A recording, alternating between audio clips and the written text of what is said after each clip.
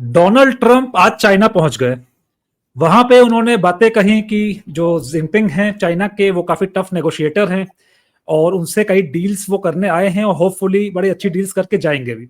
सबको पता है कि जब से डोनाल्ड ट्रंप ने ऑफिस संभाला है, उनकी जो क्रेडिबिलिटी है, उनके जो वर्ड्स की क्रेडिबिलिटी है, वो काफी डाउन है।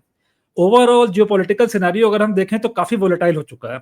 समझ नहीं आता यूएसए किस तरफ है, चाइना क्या चाहता है, रशिया यूक्रेन वॉर अभी तक नहीं रुका है, इसराइल हमास का सीजफायर होता तो जरूर है मगर आज भी वहां पे फायरिंग जो है वो कहीं ना कहीं कंटिन्यूड ही है। ऐसे पूरे जियोपॉलिटिकल सिनारियो में, इस परिप्रेक्ष्य में भारत के नजरिए से हम जानना चाहेंगे कि अगले 10 साल का जो रोड मैप है, जितनी भी मल्टीपोलर कंट्रीज जो आज जो वर्ल्ड बन चुका है, जो इस गेम में, ग्रेट गेम ऑफ जियोपॉलिटिक्स में इन्वॉल्व हैं, उन लोगों का रोड मैप क्या है, उनकी अचीवमेंट्स का जो प्लान है वो क्या होगा। और उसके लिए हमारे साथ जुड़े हुए हैं Amit. Amit is a geopolitical analyst, Takshashila institution Indo Pacific research से वो जुड़े हुए हैं। Very warm welcome to the show Amit. बहुत बहुत शुक्रिया। Amit, let's straight jump to the topic कि इस समय ट्रम्प के दिमाग में चल क्या रहा है, वो क्या चाहते हैं करना जियोपॉलिटिकल स्टेज पे। इंडिया को अगर हम देखें तो मोदी जी जो विदेशी यात्राओं के लिए जाने जाते थे, जिन्होंने जाके तमाम विदेशों में हमारा जो भारत है उसके जो सॉफ्ट पावर करें, हार्ड पावर करें, उसको काफी उन्होंने लेवरेज किया है, काफी इंक्रीज किया है। मगर अब वो अवॉइड कर रहे हैं कई जगह जाना, ट्रम्प को खास करके अवॉइड कर रहे हैं। दूसरी तरफ चाइना, जिसने हाल ही में हुए ऑपरेशन सिंदूर के दौरान पाकिस्तान की हेल्प की, उससे भी हमने थोड़ा सा स्ट्रेटेजिक हेजिंग की है उसके साथ। तो ओवरऑल पूरे सिनेरियो को कैसे देखते हैं? तो what is your expert take on this? देखिए, ट्रम्प जब पावर में आए थे और इससे पहले भी जब वो फर्स्ट टर्म के लिए आए थे 2016 में, उनका एक एजेंडा था और वो एजेंडा था मेक अमेरिका ग्रेट अगेन, जिसको हम मागा मागा कहते हैं। और उनकी एक कॉन्स्टिट्यूएंसी है जो इस चीज से रिलेट करती है, अगेन उसको मागा कॉन्स्टिट्यूएंसी कहते हैं। तो उनकी पॉलिटिक्स जो मोस्टली आपने पहले टर्म में देखी और ज्यादातर आप जो सेकेंड टर्म में देख पा रहे हैं, क्योंकि एक क्रिटिसिज्म ट्रम्प का ये भी था कि उन्होंने उनकी जो मागा कॉन्स्टिट्यूएंसी थी, जिनको उन्हें अपील करना था, फर्स्ट टर्म में वो उस तरह से उतने सक्सेसफुल नहीं रह पाए थे। तो उसमें कुछ लिमिटेशंस थी। एंड इसीलिए अगर आप इस बार देखें तो सारे एजेंडा जो मागा कॉन्स्टिट्यूएंसी को अपील करते हैं, डोमेस्टिक पॉलिटिक्स, उस पे ट्रम्प ने बिल्कुल बढ़ चढ़ के अपना पूरा जोर शोर लगा दिया उस चीज पे। अब उसमें चीजें क्या आती हैं? चीजें आती हैं, एक तो मागा कॉन्स्टिट्यूंसी है मोस्टली, क्योंकि वो अमेरिकन कॉन्स्टिट्यूंसी है। तो मोस्टली ट्रम्प की जो फॉरेन पॉलिसी है वो एक डोमेस्टिक पॉलिसी ड्रिवन है, डोमेस्टिक इंटरेस्ट जो है वहाँ के उनसे उससे ड्रिवन है। और उसमें सबसे आगे जैसे पहले अमेरिका को कहा जाता था कि द ग्लोबल सुपर पावर, जो पूरे दुनिया भर में एक ऑर्डर बना के रख रहा है। तो उसके लिए आपको ग्लोबल मिलिट्री एक्सपेंडिचर चाहिए था, मिलिट्री प्रेजेंस चाहिए थी बाकी कंट्रीज में, हर जगह पे। लेकिन पुलिसिंग स्टेट का जो एक काम होता है बड़े तौर पे, वो अमेरिका कर रहा था। लेकिन इससे अगर आप इकोनॉमिक टर्म्स में देखें तो इसमें उनके आपके जो अमेरिकन है, जो आपकी कॉन्स्टिट्यूंसी है, जो नागरिक है, सिटीजन्स, अमेरिकन सिटीजन्स है, उनके लिए कुछ आर्थिक तौर पे या इकोनॉमिक टर्म्स में उनके लिए उनके पास कोई रिटर्न्स नहीं है। सो ट्रम्प का एजेंडा ये है कि हमें वो चीजें नहीं करनी है जो आपका मिलिट्री जियोपॉलिटिकल, आपके पास जो एक पोजीशन थी वो उतनी ल्यूक्रेटिव नहीं है उनके अपने कॉन्स्टिट्यूएंसी के लिए। लुक्रेटिव उनके लिए क्या है, जो डायरेक्टली उनके कॉन्स्टिट्यूएंसी से या मागा कॉन्स्टिट्यूएंसी या फिर जिन्होंने उनको वोट करके यूएस का प्रेसिडेंट बनाया है, उनके लिए क्या मैटर करता है। तो और उस चीज में सबसे आगे जो चीजें आ जाती है वो पे आ जाती है manufacturing jobs, agriculture, exports. Imports अगर ज्यादा हो रहा है, अब ये आप देखेंगे कि, और ये एक ऐसा आइडिया है कि इंपोर्ट्स जो आप आयात करते हैं, अगर आप वो आपके लिए, आपके देश के लिए बुरी होती है, आपकी आर्थिक आपकी इकोनॉमी के लिए बुरी होती है। और ये एक ऐसा बैड आइडिया है जो टाइम टू टाइम हर इकोनॉमी में, हर जगह पे मतलब पॉपुलर हो जाता है। और यूएस में अगर आप देखिए पिछले कुछ काफी टाइम से, सो मैन्युफैक्चरिंग जॉब्स कम हो गई हैं, अनएम्प्लॉयमेंट इतनी ज्यादा नहीं है, लेकिन फ्रस्ट्रेशन जो इमिग्रेंट्स हैं उनके उनके तरफ उनको लेकर ये सब बढ़ती जा रही है। और तो ये सब मिलके और व्हाइट सुप्रीमेसिस्ट एक अगेन इसी से मिलती-जुलती उनकी कॉन्स्टिट्यूएंसी के अंदर आते हैं। तो ये उनको अपील करने के लिए ट्रम्प की पॉलिसी ज़्यादातर उस ओर गियर्ड है। अब उसी तरह अगर आप देखें तो अभी तक जब से ट्रम्प आए हैं, अब ये रहा उनका डोमेस्टिक सेटअप जो मैंने आपको बताया। अब यहाँ से आप देखें कि उनके फॉरेन पॉलिसी इस पे क्या इफ़ेक्ट पड़ता है। तो जब से वो आए हैं तो सबसे ज़्यादा जहाँ से इम्पोर्ट्स होता है, सबसे बड़ा trading partner one of the biggest trading partner जो यूएस का है वो चाइना है। और चाइना से वो इम्पोर्ट बहुत ज़्यादा करते हैं। चाइना और यूएस के ट्रेड रिलेशंस आप देखें तो बहुत बड़ा डेफिसिट है। अबाउट 500-600 इसका इनका ट्रेड है इनका। और उसमें काफ़ी अच्छा खासा जो है वो ट्रेड डेफिसिट है चाइना के साथ। तो ईज़ी हो जाता है। आप ब्लेम किसको करेंगे? अगर आपकी इकोनॉमी में प्रॉब्लम्स हैं, अगर कुछ वेजेस नहीं बढ़ रहे हैं, कुछ अनएम्प्लॉयमेंट है और मैन्युफैक्चरिंग जॉब्स अब ज़्यादा नहीं है, राइट? तो आप ब्लेम करने के लिए आपको एक एक्टर चाहिए। तो उसमें हर एक वो देश जिसके साथ आपके पास आपके अगेंस्ट एक ट्रेड सरप्लस है, मतलब वो कंट्री आपको ज़्यादा एक्सपोर्ट करता है और इसमें इंडिया भी शामिल है। तो वो कंट्रीज़ आपके लिए एक टारगेट बन जाती हैं। सो अभी तक जो हमने देखा है ट्रम्प की फॉरेन पॉलिसी लार्जली एक रिफ्लेक्शन है उनकी डोमेस्टिक पॉलिसी का और इकोनॉमिक पॉलिसी का। और उसमें इकोनॉमिक सबसे ज्यादा एम्बेडेड है क्योंकि वो ट्रेड एंड टैरिफ्स के बारे में बात करता है। और वो हर चीज के लिए अगर आप देखिएगा ट्रम्प की हर एक स्टेटमेंट्स, मैं वॉर रुकवा दूंगा ट्रेड से। मैंने इंडिया चाइना के बीच में वॉर रुकवा दी क्योंकि मैंने ट्रेड और टैरिफ की बात की। तो ये ऐसी धमकियां देना उनके हिसाब से टैरिफ और ट्रेड ये एक ऐसे दो प्रेशर पॉइंट्स हैं जो अगर मैंने लगा दी तो मैं दुनिया के सारे प्रॉब्लम्स जो है उनका मैं समाधान कर सकता हूँ। ये ट्रम्प की चीज है। और इसीलिए आते ही जैसे वो आए उन्होंने सबसे पहली चीज जो उन्होंने जनवरी में 20 जनवरी के बाद आने के बाद उन्होंने अनाउंस की वो ये थे कि अक्रॉस द बोर्ड यूनिवर्सल 10% हम सबको टैक्स हम सबको टैरिफ लगा देंगे उनके इम्पोर्ट्स पे। और जितनी हम इम्पोर्ट्स होगी उस हिसाब से हम आपको और ग्रेडेशन देंगे। आपके पास 90 दिन का समय है, 90 दिन में हमारे साथ अगर आप ट्रेड डील कर ले तो कर ले, और नहीं कर पाए तो उसके बाद उसके उसके आपको खामियाजा भुगतना पड़ेगा। अब यहाँ पे कुछ देश थे जिन्होंने ट्रम्प को अ, ये धमकी जो थी उनके पास इतना लेवरेज नहीं था तो वो धमकी मान ली। कुछ कंट्रीज थे जिन्होंने नहीं मानी। अब जो सबसे पहली कंट्री जिसने ये धमकी नहीं मानी वो और उनके उनके रूल्स के साथ प्ले नहीं किया ट्रम्प के साथ, वो था चाइना। चाइना ने कहा एक्सेप्ट आई थिंक चाइना अकेला एक ऐसा कंट्री था जिसने काउंटर रेसिप्रोकल टैरिफ्स लगा दिया यूएस के ऊपर। बाकी कंट्रीज ने किसी ने रेसिप्रोकल टैरिफ लगाया इंक्लूडिंग इंडिया। उन्होंने वेट एंड वॉच किया क्योंकि आपके पास ज्यादा कार्ड्स है नहीं और स्पेशली इंडिया, राइट? क्योंकि आपके पास अगेन यूएस एकमात्र ऐसी बड़ी अर्थव्यवस्था है जिसके साथ आपके पास एक ट्रेड सरप्लस है। तो आप वो नहीं कर सकते थे। तो वहां से अब वो ट्रम्प एक ऐसे मर्क्यूरियल इंसान है, ऐसे इगोइस्टिक इंसान है जिनका ईगो स्ट्रोक करना बहुत जरूरी होता है। और जब उन्होंने देखा कि चाइना ने उनके ऊपर रेसिप्रोकल टैरिफ लगा दिया तो उनका थोड़ा सा दिमाग थोड़ा सा हो गया थोड़ा सा खराब। एंड उसके बाद ये trade war back and fourth reciprocal tariffs जो 150-250 तक पहुंच गया था, दोनों कंट्री ने एक दूसरे के ऊपर लगाए, ये चलता रहा। और उसके बाद कई बार बीच में टॉक्स भी हुई, जेनेवा, लंदन, स्टॉकहोम, ये टॉक्स होते सीरीज हो। लेकिन हमने मई से लेके जून जुलाई तक, बट देखने में यह आया कि अभी तक डिस्पाइट ये जो लंबा नेगोशिएशन चला है यूएस और चाइना के बीच में, उसके बाद भी आप किसी एक कंक्लूजन पे नहीं पहुंच पाए। और ये है वहां जहां पे आपके पास फिर आप आते हैं अभी जो रिसेंट मीटिंग हुई है साउथ कोरिया में ट्रम्प और शी के बीच में।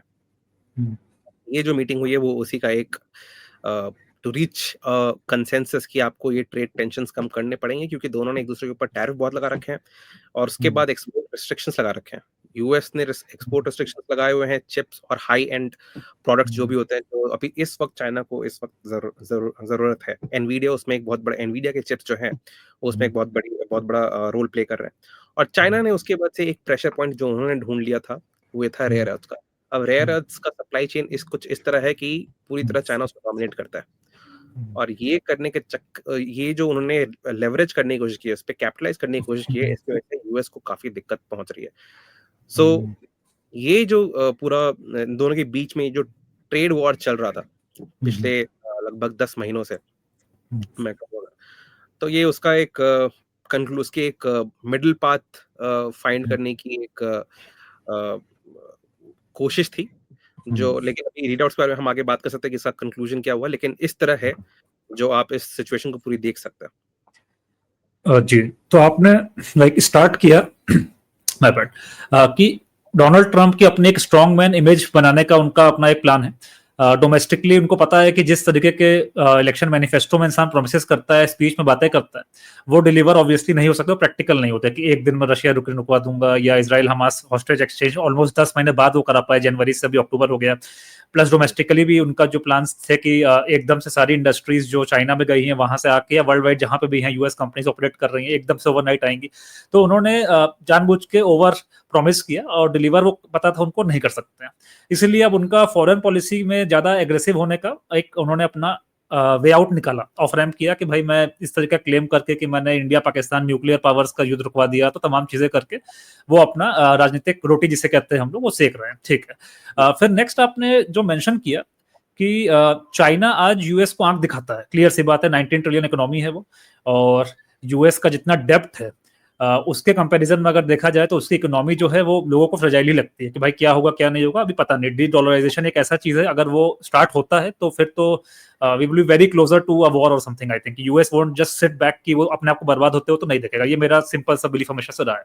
मेरा एक आउट ऑफ क्यूरियोसिटी आपसे एक क्वेश्चन था कि जब फैक्ट्रीज को शिफ्ट किया जा रहा था चाइना में और एक तरीके से प्रोडक्शन हाउस बनाने का प्लानिंग हो रही थी यूएस की तरफ से, तो उस समय जो एनालिस्ट थे, क्योंकि जैसा सब लोग जानते हैं कि फॉरेन मिनिस्टर हमारे केस में भले ही एस जयशंकर साहब है जो पहले एम्बेसडर भी थे, ब्यूरोक्रेट हैं, करियर डिप्लोमेट है, बट मोस्टली जगह पे जो आपकी पॉलिसीज बनती हैं वो जैसे आपका थिंक टैंक है जो तक्षशिला है, या तमाम और भी जो थिंक टैंक्स होते हैं वो लोग, प्लस जो मिनिस्ट्रीज में जो लोग काम कर रहे होते हैं, बड़े ही इंटेलिजेंटली किया जाता है उसको।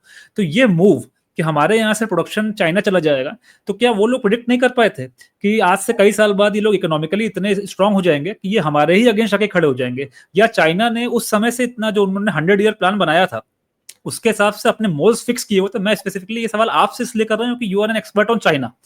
तो ये मैं जानना चाहता था कि चाइना ने how did they pull it off, मतलब क्या यूएस जस्ट अपने ही उसमें था लाइक रिजॉइसिंग इट देयर, मतलब डोमिनेंस की हम तो वर्ल्ड में डोमिनेट कर ही रहे हैं, चाइना कभी नहीं खड़ा पाएगा? या चाइना ने बड़े स्ट्रेटेजिकली अपने मोल्स प्लेस किए थे और यूएस को कभी अपनी तरफ ध्यान नहीं देने दिया था? इस पे अगर आप एक अपना टेक दे पाए। नहीं, ऐसा देखिए, इसका इसका जवाब अगर मुझे देना है तो इसके दो दो पहलू हैं इसके।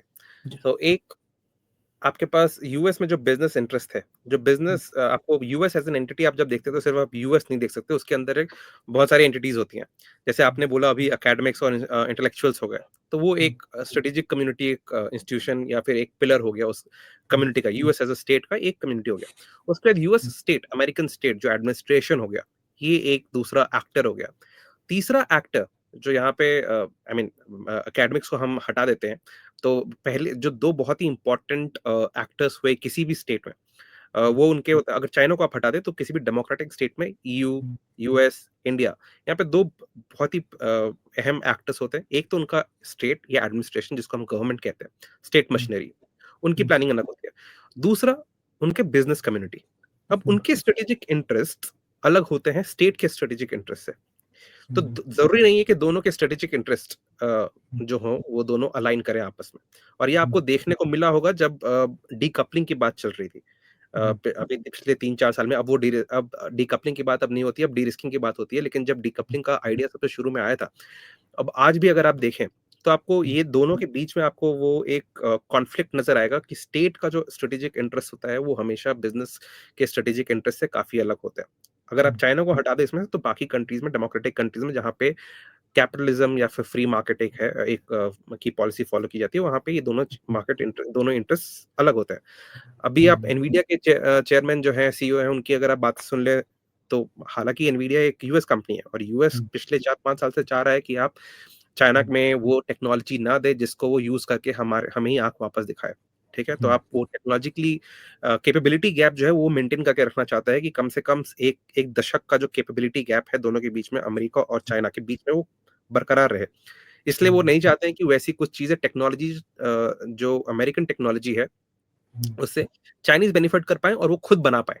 और इसलिए सेमीकंडक्टर्स एक बहुत बड़ा उसमें रोल प्ले कर रहा है, क्योंकि चिप्स बहुत ही एक सोफिस्टिकेटेड टेक्नोलॉजी है, और उसमें अभी भी अगर हम कहें तो अगर हाई एंड चिप्स की बात करें तो उसमें कम से कम चाइना जो है 7 से 8 साल पीछे है अभी यूएस से, अमेरिका से।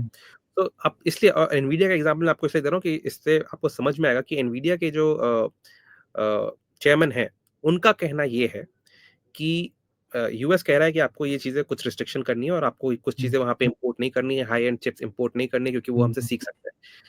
एनवीडिया का कहना है कि नहीं, ये बिजनेस इंटरेस्ट है और मेरा बिजनेस इंटरेस्ट खराब होता है, इवन दो वो एक अमेरिकन सिटीजन है, although by ethnicity Chinese ethnicity से आते हैं वो, लेकिन वो फिर भी एक अमेरिकन सिटीजन है। लेकिन उनका कहना है, और ये सिर्फ एनवीडिया का कहना नहीं है, ये बाकी अमेरिकी कंपनियों का भी कहना है कि इससे हमारे बिजनेस इंटरेस्ट हर्ट हो रहे हैं। एप्पल, टिम कुक, इनका भी यही कहना है, इसलिए वो अभी हाल ही में चाइना भी गए थे। तो ये तो आपको इस सवाल का जवाब अगर हम ढूंढें, खोजने की कोशिश करें, तो हमें ये समझना जरूरी होगा कि एक कंट्री की जब हम बात करते हैं तो एक मोनोलिथिक स्ट्रक्चर नहीं होता है, उसमें दो इंपॉर्टेंट प्लेयर है, स्पेशली जब जियोपॉलिटिक्स की बात करते हैं, और स्पेशली जब हम डेमोक्रेटिक कंट्रीज की बात करते हैं, तो वहाँ पे आपको एक स्टेट दिखाई देती है जिनके स्ट्रेटेजिक इंटरेस्ट है, जिनको चाइना से ऊपर रहता है, लेकिन बिजनेस इंटरेस्ट है जिनको वहां से पैसे भी कमाने, प्रॉफिटेबिलिटी। एंड बिजनेस इंटरेस्ट से स्टेट जो है वो कई बार ससेप्टेबल भी होता है। यहाँ पे बिजनेस इंटरेस्ट हमेशा ट्रायम्फ कर जाते हैं, वो इसलिए क्योंकि at the end of the day आपका जो फाउंडेशनल पावर है, जो फ्लो करता है, फाउंडेशन आपका कोई भी किसी भी पावर, आप पावर की बात कर ले, technological, economic, military, soft, smart, sharp power, जो भी है, at the end of the day base पे आपके पास इकोनॉमिक्स है। अगर आपकी इकोनॉमी सही है, इकोनॉमिक्स सही है, तो आपके सारे पावर्स जो है वो अच्छे से काम कर रहे होंगे। एंड ऑफ द डे आपको वो बिजनेस बिजनेस ने प्रॉफिट और टैक्स करके आपको जो पैसा मिल रहा है, उससे आपकी सरकार भी चल रही है और उससे आपका पावर भी फ्लो कर रहा है। तो at the end of the day उसका काम करना जरूरी है। तो इसलिए स्टेट इंटरेस्ट जो होते हैं कई बार ससेप्टेबल होते हैं। तो ये एक पहला पहलू हो गया। तो जब आपने पूछा कि क्या यूएस ने ऐसा सोचा नहीं था, हो सकता है कई लोगों ने ऐसा लिखा हो, और उस वक्त के अगर, और बिजनेस इंटरेस्ट भी कई बार ऐसे होते हैं जहाँ पे वो स्टेट के अगेंस्ट चले जाते हैं। तो अगर ये जो बात आप कह रहे हैं 1970 और 80 के दशक में जापान के साथ, चाइना काफी लेट आया, राइट? अब उसके बाद जापान जो थी 80 और 90 तक, जापान जो था वो एक्चुअली, जो आज प्रॉब्लम हम जो यूएस में एसोसिएट कर रहे हैं चाइना के साथ, वो एक टाइम पे प्रॉब्लम एसोसिएट होती थी जापान के साथ, 70, 80 और 90 का जो दशक था, कि वहां के सारी मैन्युफैक्चरिंग जापान जा रही है, सारे जॉब्स वहां जा रहे हैं, और बिजनेस वो करने को तैयार थे, क्योंकि उनको एक वहां पे अगर आप उन्होंने ये देख लिया, क्योंकि जैसे वेज रेट्स और लैंड का रेट यूएस में बढ़ रहा था, उनको प्रॉफिटेबल रहने के लिए जरूरी था कि प्रोडक्शन बाहर शिफ्ट हो, रिसर्च और R&D पे जो कंट्रोल होता है वो यूएस में हो, लेकिन जो प्रोडक्शन हो वहां बाहर करना है। और इसीलिए फिर उसके बाद पहले Taiwan, Hong Kong, south Korea, Japan, और फिर बाद में आपके पास सिंगापुर, और उसके बाद फिर बाद में आपके पास चाइना एज एन ऑप्शन आया। अब चाइना पे लोग क्यों गए? इससे पहले, चाइना से पहले उन्होंने बाकी जगहों पे भी ट्राई किया था, और वो जगह जो जिनको एशियन टाइगर्स बोला जाता है, और इसमें इंक्लूडेड थे सिंगापुर, और उसके अलावा फिर साउथ कोरिया और जापान। चाइना के पास एक एडवांटेज ये था कि उनके पास ह्यूमन कैपिटल बहुत ज्यादा था, और ह्यूमन कैपिटल से ज्यादा बड़ा उनके पास था मार्केट। तो अगर आप अपनी प्रोडक्शन वहां करते हैं तो आपके पास आपको वहां पे आपको मार्केट भी मिलता है। और अगर आप उसको कैपिटलाइज करते हो, और उस वक्त 90 के बाद से जब चाइना में रिफॉर्म हुए और इकोनॉमिक रिफॉर्म्स हुए, उनकी इकोनॉमी सीधा ऐसे जाने लग गई, और उसके बाद इसका मतलब ये था कि वहां पे ज्यादा से ज्यादा लोग होंगे जो यूएस एंटरप्राइजेस और यूएस कंपनीज के सामान खरीद सकते, और इसका फायदा यूएस कंपनीज को हुआ, और उसके बाद उसका फायदा उसको यूएस स्टेट को हुआ। सो उस वक्त ऐसा कहना कि यूएस ने ऐसा सोचा नहीं, एक ये गलत बात है, क्योंकि मतलब मानना गलत होगा कि यूएस ने सोचा, क्योंकि इसमें मोनोलिथिक स्ट्रक्चर नहीं है, आगे इंटरेस्ट है, और ये मैटर करता है उस वक्त पे आपके पास इंटरेस्ट क्या है। और इसमें सब ये तो आपका, मैंने आपको बताया जो बिजनेस इंटरेस्ट हुआ, ये पहला पहलू है जो मैंने आपको शुरू में कहा था कि दो पहलू है। दूसरा पहलू जो सबसे इंपॉर्टेंट पहलू है, 1971 के बाद, 1960 अगर आपको याद हो तो चाइना और सोवियत में स्प्लिट हो गया था, जिसको यूएसएसआर, सोवियत, सीनो सोवियत स्प्लिट कहते हैं, जहाँ पे चाइना सोवियत के रिलेशंस जो थे चाइना के साथ खराब हो गए, जबकि दोनों पहले कम्युनिस्ट कंट्री थे, दोनों आपस until 1969 दोनों को साथ रहना था और अगेंस्ट द कैपिटलिस्ट को साथ लड़ना था।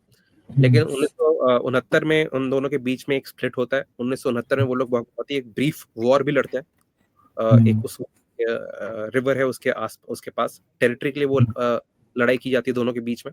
और 1971 में जब कोल्ड वॉर चल रहा था और अपने चरम सीमा पे था, उस वक्त सोवियत जो स्प्लिट हुआ उसके बीच में, उसके बाद यूएस और चाइना के बीच में एक करीबी बढ़ गई थी, जहाँ पे रिचर्ड निक्सन और किसिंजर पाकिस्तान के थ्रू चाइना चले गए थे। और वहां पे उनको ऐसा लगा कि उन्होंने उसको जिसको आज आज वो फ्रेज काफी यूज होता है, रिवर्स निक्सन या फिर रिवर्स निक्सन कहा जाता है, कि हम चाइना को पहले हमने उस वक्त चाइना को अलग किया था सोवियत से, और आज भी हम ऐसा ट्रम्प का ऐसा मानना है कि वो किसिंजर वाला कार्ड वापस प्ले कर सकते हैं और चाइना को रशिया से अलग कर सकते हैं।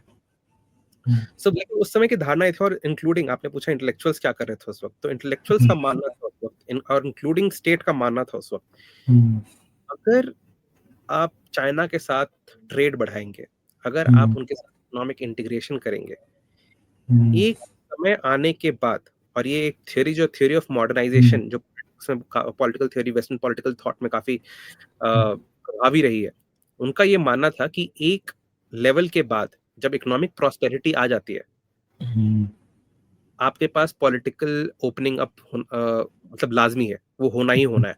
तो उनका ये मानना था कि अगर हम चाइना के साथ ज्यादा ट्रेड करेंगे, उनको चाइना को ज्यादा इंटीग्रेट करेंगे, चाइना के साथ ज्यादा हम इकोनॉमिक इंटीग्रेशन करेंगे, और यही वजह थी जो 2001 में रिफॉर्म जब हो गए थे, लगभग 20 साल हो गए थे, 2001 में चाइना को वर्ल्ड ट्रेडिंग ऑर्गेनाइजेशन में शामिल भी किया गया था। और मानना ये था कि जैसे जैसे इकोनॉमिक प्रॉस्पेरिटी चाइना में बढ़ेगी, चाइना में कम्युनिस्ट रूल जो है वो चला जाएगा, और लोग इकोनॉमिक फ्रीडम के बाद पॉलिटिकल फ्रीडम की बात करेंगे, क्योंकि ये उनका मानना था। और कई जगह ये ऐसा प्रूव भी हो चुका था कि अगर इकोनॉमिक प्रॉस्पेरिटी बढ़ती है, सबसे, क्योंकि बेसिक नीड सबसे पहले रोटी, कपड़ा और मकान चाहिए, लेकिन एक बार अगर सेटिस्फाई आपकी हो जाती है, तो आपको higher civil and political liberties चाहिए होती है, और ये उनका मानना था। लेकिन जैसा हम देख रहे हैं, ऐसा हुआ नहीं, और चाइना ने उसको डिफाई किया। तो इस राजनीतिक और फॉरेन पॉलिसी के साथ यूएस ऑपरेट करा था, तो उसमें दो प्लेयर्स हुए, इन दोनों के इंटरेस्ट डिफरेंट थे, और बिजनेस पर सुपरसीड हुए। आज भी अगर आप देखें तो यूएस के लिए आसान नहीं है अमेरिकी बिजनेस को बोलना कि आप अपना चाइना से मार्केट बाहर कर लें, और यही वजह है कि उनको डीकपलिंग से डी रिस्किंग तक आना पड़ा। डीकपलिंग नहीं कर पाए वो, और डी रिस्किंग भी बहुत मुश्किल हो रही है। तो बिजनेस इंटरेस्ट बहुत इंपॉर्टेंट है। और दूसरा, उस वक्त स्टेट और इंटेलेक्चुअल्स का मानना ये था कि अगर हम ऐसा चाइना के साथ या आर्थिक इंटीग्रेशन करते रहेंगे, तो हम एक दिन चाइना में रिजीम चेंज करवा देंगे और चाइना को भी डेमोक्रेसी बना देंगे, जो कि अब ओके सो मतलब ठीक है, आई अंडरस्टैंड कि जो यूएस का एक प्लान था लॉन्ग टर्म कि इस तरीके से हम लोग, कि चाइना का भी अपनी पॉलिसी थी कि सिर झुकाओ काम करते हो। अगर एकदम मैं सिंपली अगर बताऊं कि अपनी इकोनॉमी को हमें ग्रो कराना है, और जो उन्होंने ग्रेट ह्यूमिलिएशन फेस किया था उसके बाद से उनका ही प्लान था कि अपने आप को स्ट्रांग बनाना है हमें। तो इन लोगों ने उस तरीके से ऑपरेट किया। यूएस ने कहीं ना कहीं कुछ स्लैकनेस दिखाई। बाकी जो हम देख ही रहे हैं आज के सिनेरियो में भी, वो कॉस्मोपॉलिटन वर्ल्ड की बात या बॉर्डरलेस वर्ल्ड की बात, जो कैपिटलिज्म के जो टॉप पे बैठे हैं, पिनेकल पे जो लोग बैठे हैं, तमाम जो इंडस्ट्रीज हैं या तमाम जो बिजनेस इंटरेस्ट हैं, तो वो लोग हेवीली इन्फ्लुएंस तो करते हैं किसी भी नेशन की पॉलिटिक्स को, क्योंकि डोनर्स वही लोग होते हैं। तमाम चीजें लास्ट में तो धर्म से बोला मरता, पैसा ही मतलब काफी कुछ चीजें इन्फ्लुएंस करता है, नो डाउट। आपने मेंशन किया कि जापान जो था उसके साथ ऑलमोस्ट सिमिलर हो रहा था, क्योंकि जापान भी बहुत ज्यादा राइज कर रहा था। लेकिन जितना, if my memory serves me well, तब शायद सीआईए वगैरह ने लाइक अपने एक प्रोग्राम रन करके इनके इकोनॉमी को डिवास्टेट किया था और स्टैगफ्लेशन की तरफ ढकेल दिया था, जो जिससे जापान आज भी नहीं उभर पा रहा है। तो मेरा उसी कॉन्टेक्स्ट में था कि चाइना के साथ ऐसा कभी ऑपरेशन चलाने का सोचा ही क्यों नहीं इन लोगों ने। बट ठीक है, यू हैव आंसर्ड इट, मतलब लाइक कॉम्प्रिहेंसिवली, कि क्या इनके अलग अलग पीओवीज रहे होंगे। अच्छा, मेरा एक आपसे और सवाल था कि चाइना इंडिया के, क्योंकि आप चाइना पे लाइक एक्सपर्टीज है आपकी, कि चाइना इंडिया के हिस्टोरिकल रिलेशंस कैसे रहे थे जब यहाँ पे, like if we go 1000 years back, तो तिब्बत बफर था हमारे बीच में, बट स्टिल क्या हम कॉन्फ्लिक्ट में इन्वॉल्व होते थे, या हम लोग के रिलेशंस काफी कॉर्डियल थे, क्योंकि दोनों ही बहुत पुरानी सिविलाइजेशंस हैं। तो क्या हमारे रिलेशंस पहले कैसे चले थे, इसके ऊपर अगर आप एक बार Like if you can tell us more. कि आप अगर एंशियंट रिलेशंस की बात करें, और एंशियंट रिलेशंस का मतलब हुआ 1000 एडी से पहले की बात वगैरह, और उसके बाद भी, उससे पहले भी अगर 2500, हम जब हिस्ट्री पढ़ते हैं इंडिया की, तो लार्जली हम शुरू करते हैं 2500 बीसी से शुरू करते हैं, और करीब 5000 साल की अपनी सिविलाइजेशन है, जितनी हम अपनी हिस्ट्री में पढ़ते हैं, क्योंकि इंडस वैली सिविलाइजेशन, जिसको हड़प्पन सिविलाइजेशन या सरस्वती सिविलाइजेशन लोग कहते हैं, 2500 बीसी से स्टार्ट होती है, और उतनी ही पुरानी सभ्यता है जो रिकॉर्डेड हिस्ट्री है, लगभग चाइना की है, वो भी अपने आप को 5000 साल पुरानी सभ्यता मानते हैं। अब इसमें बात आती है कि एंशियंट पीरियड में, ये मैं आपको बता रहा हूँ तब 1100 एडी तक बता रहा हूँ, जो एंशियंट इंडिया की, एंशियंट इंडिया, एंशियंट जो इंडिया की इंडियन हिस्ट्री में एंशियंट जो पीरियड आता है, उसमें अगर आप देखें तो इंडिया का इन्फ्लुएंस चाइना पे काफी रहा है, और इन द सेंस इंटेलेक्चुअल और रिलीजियस, उस वक्त रिलीजियस और इंटेलेक्चुअल काफी हद तक साथ साथ में निकलते थे। शुरू का पीरियड जो था 2500 से हजार तक तो नहीं, लेकिन 500 बीसी के बाद पोस्ट बुद्धा पीरियड जो आता है, महाजनपदास के बाद, और जब पोस्ट बुद्धा पीरियड आता है, उसके बाद से जब बुद्धिज्म का जब एक्सपेंशन हुआ अलग अलग कंट्री में, और यहाँ से बहुत सारे ऐसे लोग थे जो उसका प्रचार करने के लिए चाइना भी पहुंचे, पहले साउथ ईस्ट एशिया पहुंचे, साउथ ईस्ट एशिया से चाइना पहुंचे, और कुछ सेंट्रल एशिया के रास्ते से चाइना पहुंचे। तो उस वक्त इंडिया का सिविलाइजेशनल इम्पैक्ट या फिर इन्फ्लुएंस चाइना पे कहा जाए, उस वक्त बहुत था, और उसके बाद फिर आपने देखा कि बहुत सारे चाइनीज ट्रैवलर्स भी इंडिया आए थे, और बहुत सारे रिकॉर्डेड मैन्युस्क्रिप्ट्स लेके गए थे एटसेट्रा, और उसके बाद फिर उसी क्रम में उसके बाद वहां पे बुद्धिज्म भी फैला, ठीक है। तो ऐसा कोई उपवाद और आपस में कोई ऐसा कॉन्फ्लिक्ट नजर नहीं आया, ऑल्दो जो कुषाण पीरियड था, उस वक्त पार्ट्स ऑफ चाइना, बहुत छोटा पार्ट, आज चाइना का पार्ट है वो, लेकिन लद्दाख से ऊपर का जो पार्ट है, अगर आप उस वक्त कुषाण एम्पायर देखें, तो कुछ part of central Asia plus कुछ बहुत छोटा सा पार्ट जो आज के टाइम पे चाइना के पास है, वो कुषाण एम्पायर में आया करता था, और कुषाण सेंट्रल एशिया से भी आए थे, लेकिन बाद में उन्होंने कन्वर्ट करके वो बौद्ध धर्म को उन्होंने अपना लिया था। तो उस वक्त अगर देखें तो कुछ खास आपको ऐसा उपवाद या ऐसे कोई कॉन्फ्लिक्ट नजर नहीं आएंगे। उसके बाद आप मिडिवल पीरियड में जैसे जैसे आते जाते हैं, उसके बाद 1500 1600, उस वक्त तिब्बत ऑलरेडी एक एंटिटी आपस में बन चुका था, लेकिन तिब्बत का जो स्टेटस था वो, अब मिडिवल टू मॉडर्न पीरियड में आपको मैं बताऊं, अगर 1200 1300 एडी के बाद जो आप अगर देखें तो तिब्बत का जो स्टेटस था वो, और चाइना की अगर आप एक वो बात करें, अगर जो उनका किंगडम और जहाँ पे सेंटर ऑफ जो एम्पायर था, वो टुवर्ड्स ईस्ट हुआ करता था, ठीक है, वहां से वो रूल करते थे, और फारलैंड्स पहुंच गए। अब डिपेंडिंग अपॉन कौन सा एम्पायर चल रहा है, वो कितना स्ट्रांग है, उसके हिसाब से वो उनकी बाउंड्रीज वेरी करती थी। और तिब्बत का जो रोल था, क्योंकि इंडिया का और चाइना का जो रिलेशन है वो तिब्बत के थ्रू है, और तिब्बत का जो स्टेटस था within the Chinese empire, वो फ्लक्चुएट होता रहा है।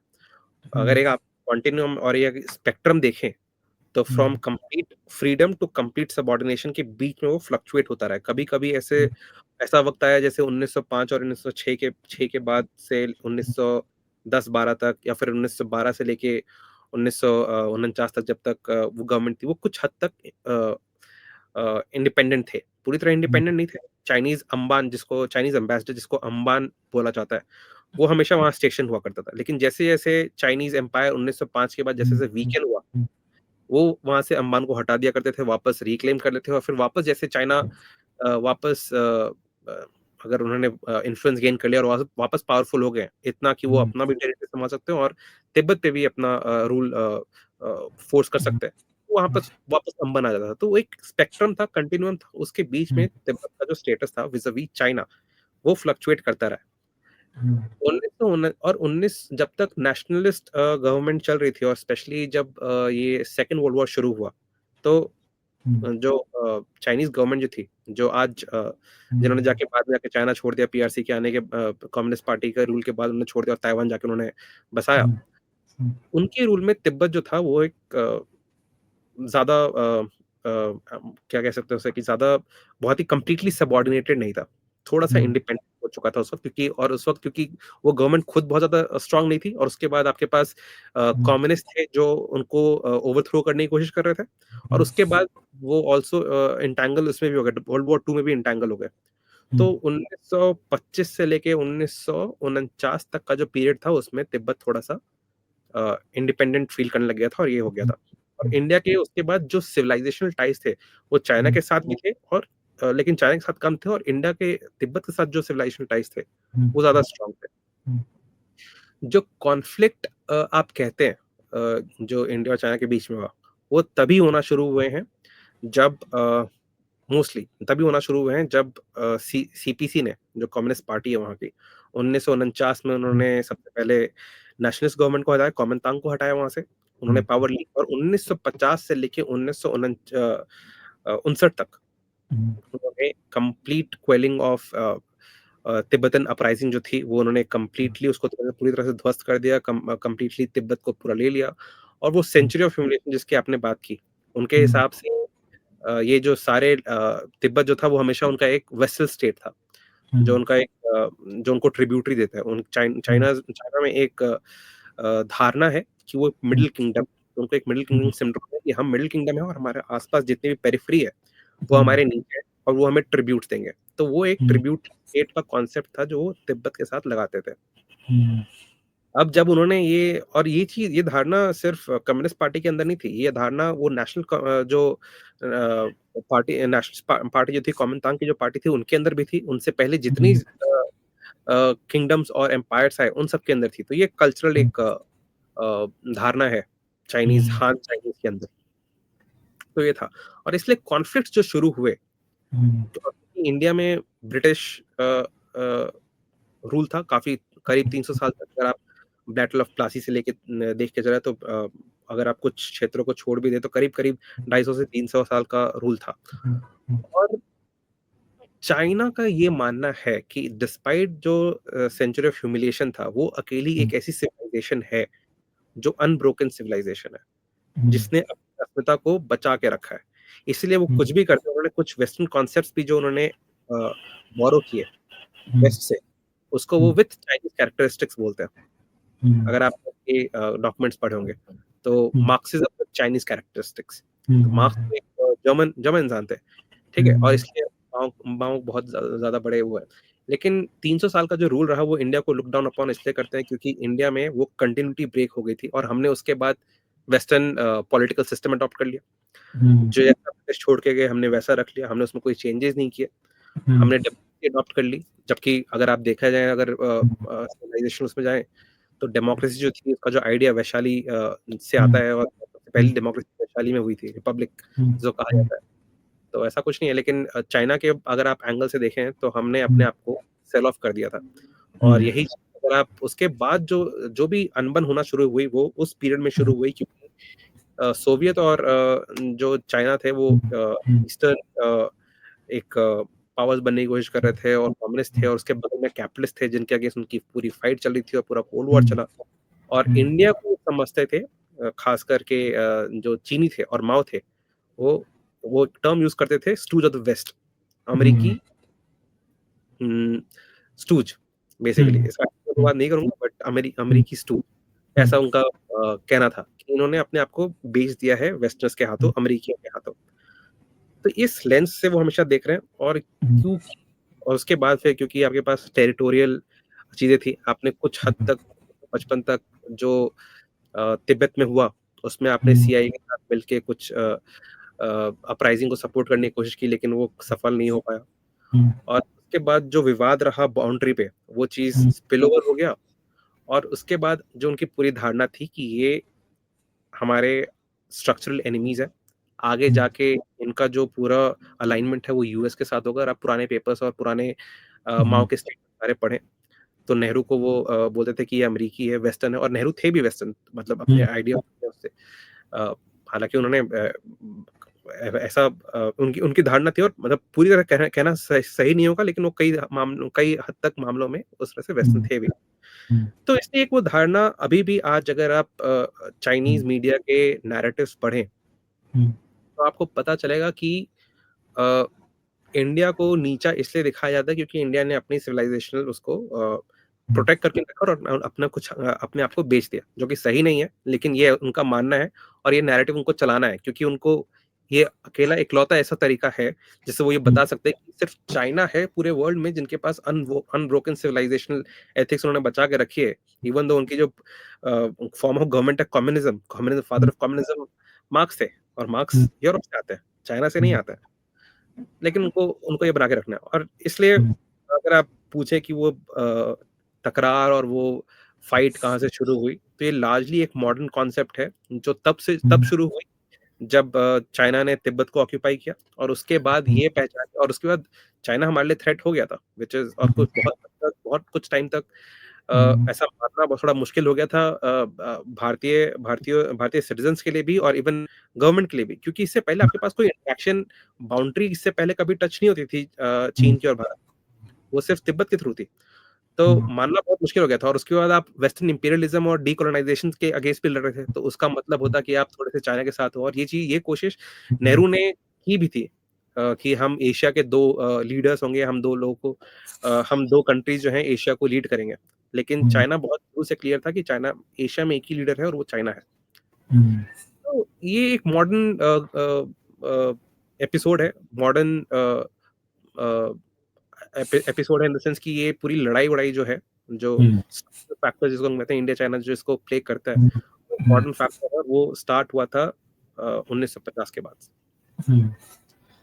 जी, तो मतलब लाइक हिस्टोरिकली हम उतने कॉन्फ्लिक्ट में नहीं रहते थे, इनफैक्ट क्योंकि जिसे कहते हैं कि ट्रेड रूट्स भी थे, तो ऑब्वियसली ज्ञान का भी आदान प्रदान हुआ, बुद्धिज्म जो वहां पे फैलता है, तो चीजें मतलब अगर कहा जाए तो स्टेबल थी कुल मिला के।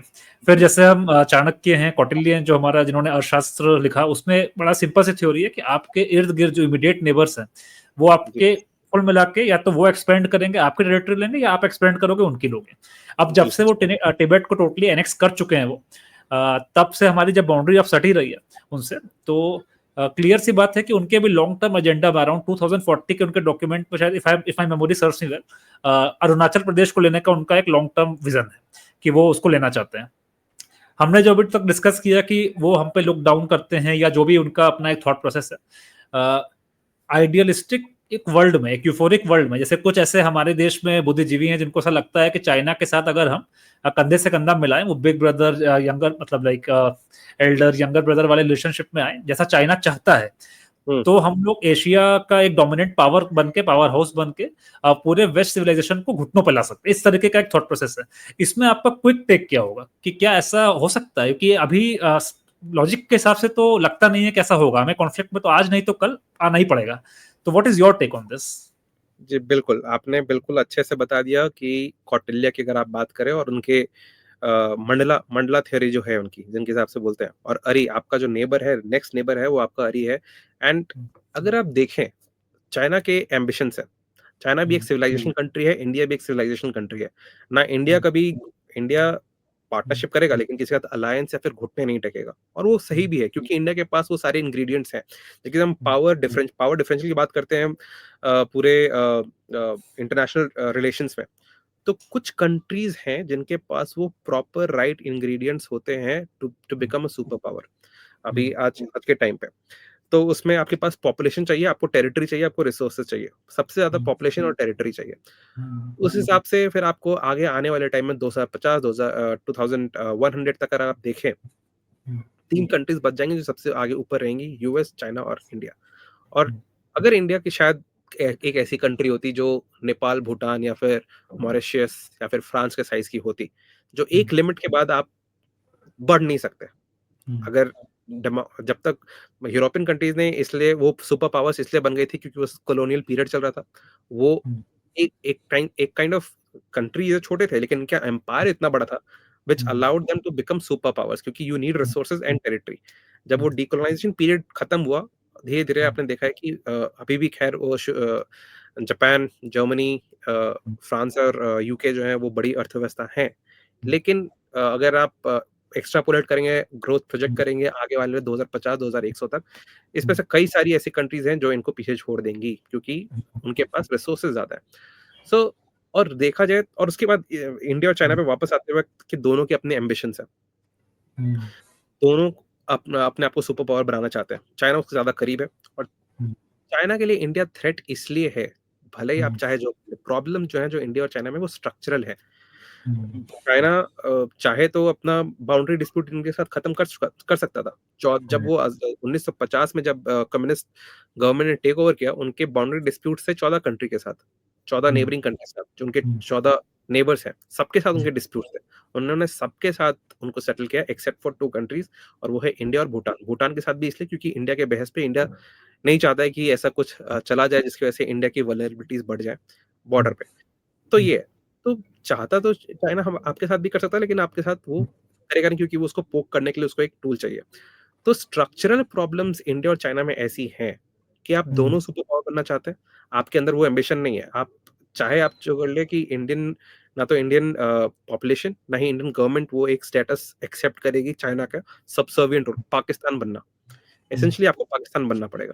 तो वो हम एक्सेप्ट नहीं करेंगे, और हमारी उससे कैपेबिलिटी बहुत ज्यादा है, और राइटफुली हमारी कैपेबिलिटी उससे बहुत ज्यादा है। सो और प्रॉब्लम बस यहाँ आ जाती है, अगर आप थोड़े से अपार्ट भी होते हैं ना, एशिया में भी अगर आप 2 अलग-अलग अपार्ट पे होते, एक पूरी ईस्ट एशिया में और एक कंप्लीट वेस्ट एशिया जो जिसको क्या होता है वहाँ पे होते, तो शायद बात बदल ही जाती। लेकिन द फैक्ट कि आप एक नेबरिंग कंट्री है और आपके पास इतना बड़ा एक बॉर्डर है, कॉन्फ्लिक्ट होना जायज़ है। और कॉन्फ्लिक्ट तो खैर वो यूएस के साथ नहीं रोक पा रहे। ये वो कम से कम ये मानते हैं कि यूएस एक मेजर पावर है। उनके हिसाब से पूरी दुनिया में सिर्फ 3 मेजर पावर्स हैं। वो ग्रेट पावर कॉन्सेप्ट यूज़ नहीं करते, सुपर पावर नहीं बोलते, वो मेजर पावर्स बोलते हैं चाइनीज़। और उनके हिसाब से पूरे दुनिया में, विश्व में इस वक़्त सिर्फ 3 ही मेजर पावर्स हैं। एक वो खुद, एक यूएस और एक रशिया। आपको वो मेजर पावर नहीं मानते। तो आपको वो स्टेटस देने की वो कभी आपको एक्सेप्ट नहीं करेगा। और इंडिया की डेस्टिनी ये है कि अगर सब कुछ ठीक चलता रहा, तो आप उस जगह पहुँचेंगे। आप टॉप 3 कंट्रीज़ होंगे, top 3 countries in the world होंगे। वो बाय वेरी नेचर वो एक कॉन्फ्लिक्ट है।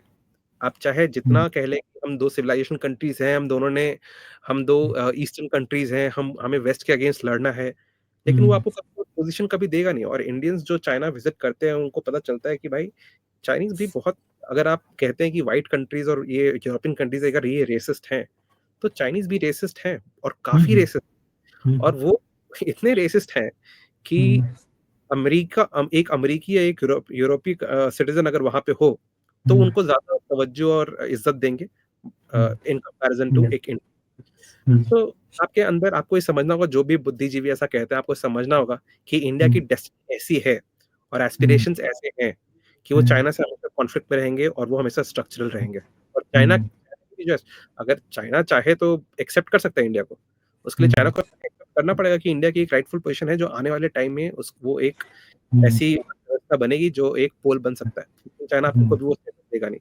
सो आपके बीच में स्ट्रक्चरल प्रॉब्लम्स है, और वो कभी जाएगी नहीं। बहुत ही इंटरेस्टिंग डिस्कशन चल रहा था। मुझे लगता है अभी तो वार्म अप हुए थे हम लोग, और कई और क्वेश्चंस ऐसे थे मेरे मन में जो हम लोग डिस्कस कर सकते थे, बट क्योंकि समय की अपनी सीमा है, और हम दोबारा जरूर जुड़ेंगे और इसी डिस्कशन को आगे लेके जाएंगे। कई ऐसे बहुत ही पेक्यूलियर सवाल है जिसका आंसर आपके जैसा कोई एक्सपर्ट ही दे सकता है। तो जरूर कोई डिस्कशन हम लोग करेंगे इस पूरे मुद्दे पे। जैसे आपने मेंशन किया कि अगले 22nd सेंचुरी की स्टार्टिंग होते होते मोस्टली 3 मेजर पावर्स होंगे, यूएस, इंडिया और चाइना। और जिसपे मुझे थोड़ा सा लगता है कि डाउट कि क्या यूएस सर्वाइव करेगा उतना लंबा, और रशिया कितना पीछे होगा, फ्रांस का क्या रोल होगा, मतलब तमाम चीजें हैं। मगर आज वीडियो का ही अंत करेंगे। जितने भी व्यूअर्स जुड़े थे, आप सभी से रिक्वेस्ट है कि चैनल को सब्सक्राइब कर लें, वीडियो को लाइक शेयर करें। और Amit, if I am not wrong, ये आपका डेब्यू था या आप पहले भी वेरियस प्लेटफॉर्म्स पे? मैं इससे पहले भी प्लेटफॉर्म्स पे जा चुका। अच्छा, ओके ओके, नाइस। तो अमित को भी आप लोग सपोर्ट कर सकते हैं। आप लिंक्डइन पे हैं या मतलब लाइक एक्स पे, कहीं पे भी कोई भी अगर आप प्रोफाइल शेयर करना चाहें तो बता सकते हैं, लोग आपके इनसाइट्स फॉलो कर लेंगे। तो इसी के साथ इजाजत चाहूंगा। नमस्ते। मैं डिस्क्रिप्शन में डाल दूंगा, आप मुझे सेपरेटली भेज दीजिएगा, मैं ऐड कर दूंगा। ओके, नमस्ते, जय। नमस्ते, बहुत बहुत धन्यवाद जी।